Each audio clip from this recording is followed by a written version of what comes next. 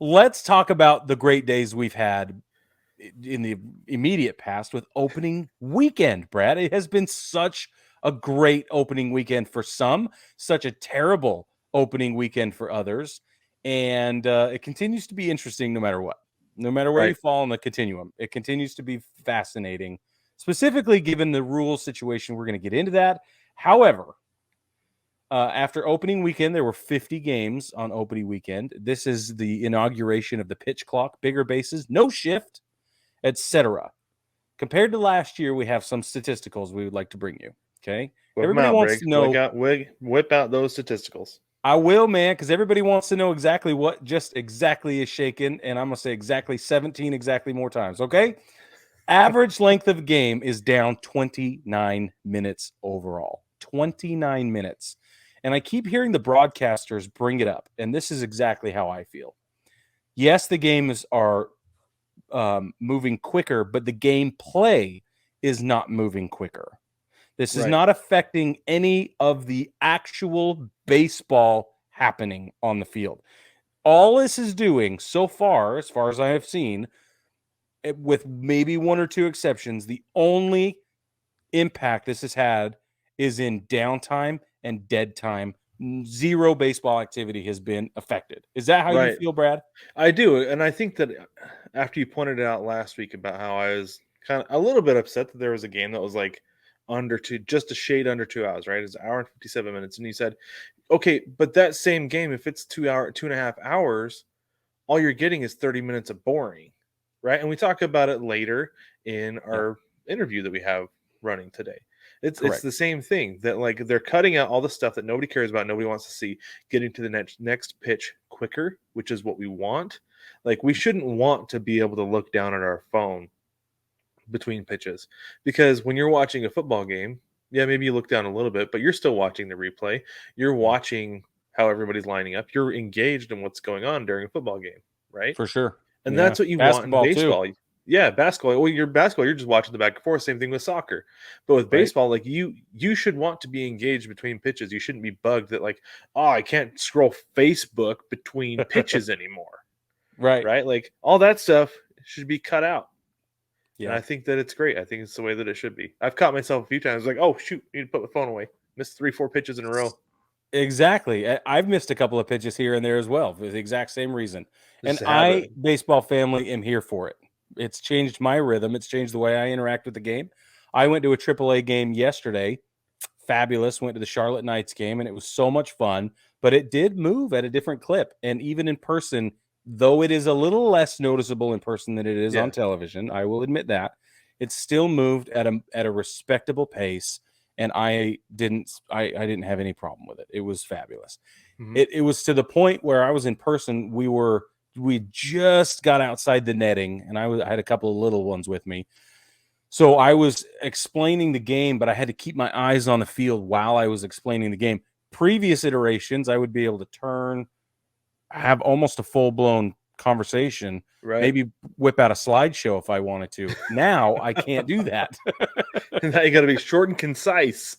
I gotta get it tight. I gotta Yeah, keep that that's my right. advice and my input tight, which is Yeah. actually really great for me, Mr. Words. Um, some of the other statisticals we've seen, batting average is up 15 points. Now I know all of you who are against batting average. If you're a sabermetrics person, you're going to say, "Wah wah, who cares about batting average?" I care. I'm one of the old school guys that still thinks batting average is a relevant statistic, and I will die on that hill. Well, and So it's a basic statistic. It's an easy way to measure this that you can just it look is. like, okay, guys are getting on base 15% more. Yep. Works for me. And Okay. it helps us retroactively compare ourselves to the past, which is another big thing for me. So, Right. and that's fresh on my mind because I'm bringing some people into baseball right now for the first time, and it's very Right. exciting. So, batting average is a great, easy statistic to explain to people. On base percentage is also up 15 points. Slugging is up 14 points for you sabermetricians. That's a big word. There were 41 more attempted stolen bases and 41 more successfully stolen bases just in the 50 games over opening day weekend. Okay. That success rate now has jumped 15.9% across the board. It's up You to like tell 80 me something percent. That's awesome. It's like 84. I don't remember. It's like 84%. Listen, Anthony Volpe, who's my pick for American League Rookie of the Year, he has stolen three. He stole 3 bases in the first 3 games of the season, 1 per game. It's pretty fantastic. It is pretty fantastic. I think it's great because this is the thing is that like the reason teams weren't stealing bases is because pop times got so fast, catchers got so good that it was like like this is the reason that they weren't doing it is because they're like, why would we risk an out when we have a guy on base right now? Yeah. Like, I don't care if he's in scoring position. We're trying to hit the ball over the fence anyway. But now Yeah, it's like, right, okay, launch well, angle. no, that might not work. So what we need to do is we do need to move this guy into scoring position. And now that stolen base success rate is up almost 16%. Yeah. I like my odds. And if I your like my name is odds. Corbin Carroll, you really dig your odds Yeah. because Homeboy stole back-to-back bases against, I think, Will Smith when they played the Yeah. Dodgers in Yeah. Chavez Ravine this weekend. And they went uncontested. There was not even an attempted throw. Well, he bobbled as he's bringing it back just enough that he couldn't get the throw off. Only Most on guys, the first one. well, it Not happened on the second one too. It did happen on the second Did one. it? Oh, I Yeah, thought it was just a really clean transfer. But this is the thing, though, is that it wasn't enough that like most guys in the league, he still would have made the throw. Right. But and not above Corbin average Carroll. a guy with above average speed, he would have gotten him. But Corbin Carroll is lightning. So grease lightning. That dude was cooking. And have you seen, I hate to harp on the Anthony Volpe train too much, but the dude like does this hop thing and it gains him like 4 feet. It feels when you look at it, you're like, holy crap. He's skipping 4 feet and then he's in a dead sprint. It's magical. So it's like his secondary lead is like this big hop that he takes. Yes. Yeah. So he's there and he's gamesman, he's doing the gamesmanship thing. And then as soon as the pitcher's leg comes up, he prances like a deer, and then boom, he's gone. And you're like, what is happening? That's pretty cool. I'll have to keep an eye out for that. I'll send you some stuff. I got all the Homer picks all day long. All right. There were 40 clock violations, 40 clock violations, which sounds like a ton until you realize that was across 50 games. That's a less than 1 clock violation per game average.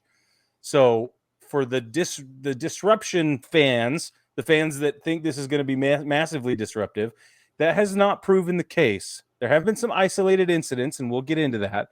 But overall, the pitch clock violations have been largely a non-issue so far.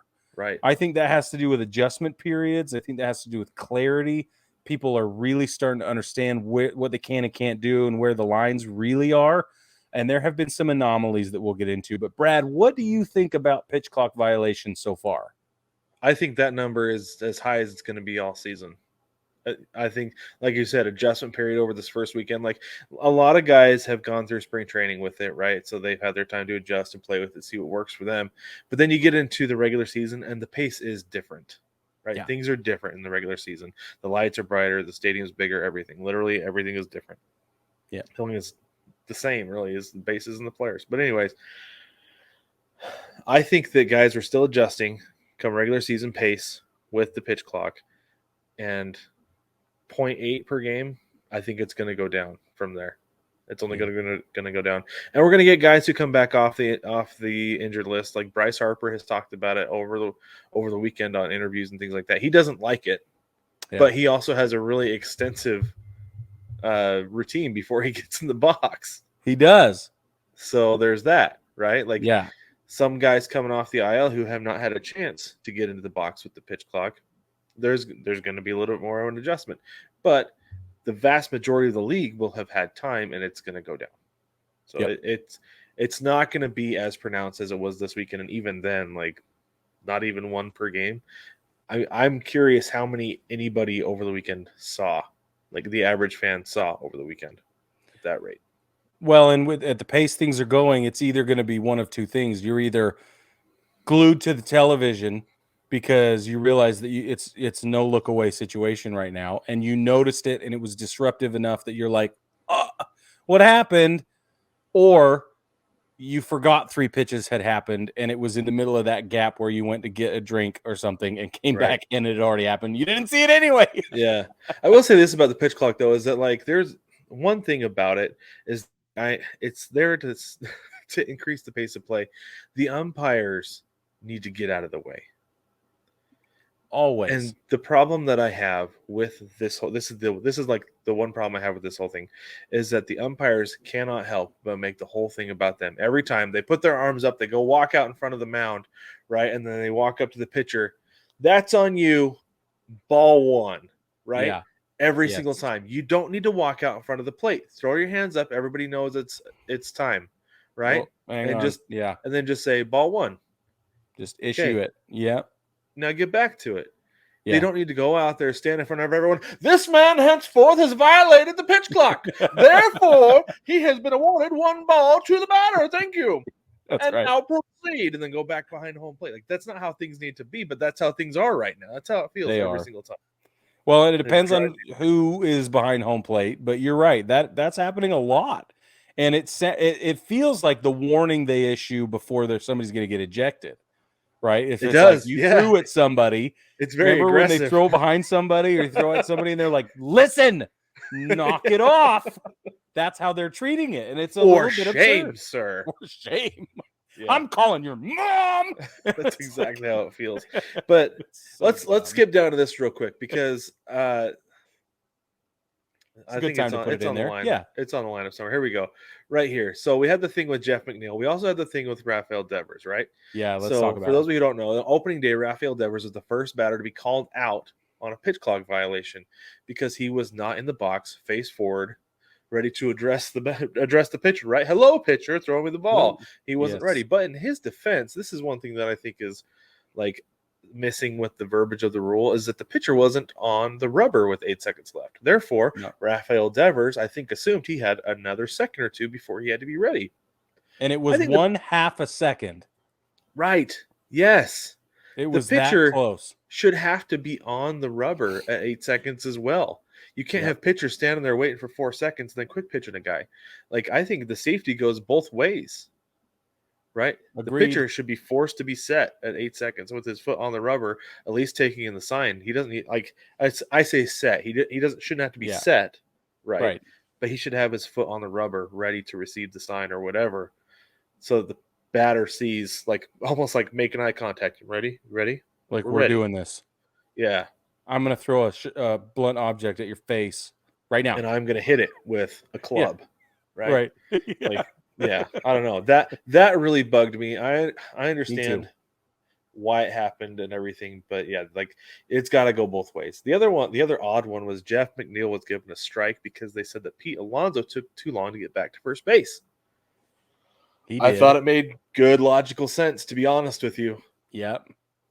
Like but the uproar also makes sense because that has not henceforth been stipulated or previously stipulated. It is now, henceforth and forever. That's what I mean. But previously, no, this is one of those anomalies nobody saw coming and nobody expected. So nobody said anything about what to expect. It was never brought up. I'm sure that the umpires clearly got the memo, and the teams must have, but we didn't as fans. So it was a little upsetting. Well, until you started processing it, and you're like, "Oh, okay, that makes sense." Yeah, and this is the other thing, though, is the MLB actually issued an apology to the Mets and Jeff McNeil, fake All-Star and everything. Like, they issued an apology to him and said, this shouldn't have happened." Yeah. So there's that. MLB did say that players will be warned for lollygagging in the future. Because it did feel harsh.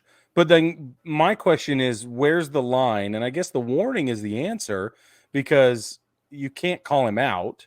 That's too aggressive. Because that's the only other solution to the problem. Right. So in the absence of a warning, that all they had was what they gave him, which was a strike. Yeah. So. And I'm sure the umpires at that point were like, we got to do something about it. We don't know what. This is the only thing we know to do. Right. And I don't hate to. I'm going to throw a little empathy at the umpires really quick because it might be unpopular, but they're under the gun just as much as everybody else, right? They're getting used to the new rules. They're getting used to the new backlash from those rules. They're getting used to all this stuff that they have to remember that's brand new.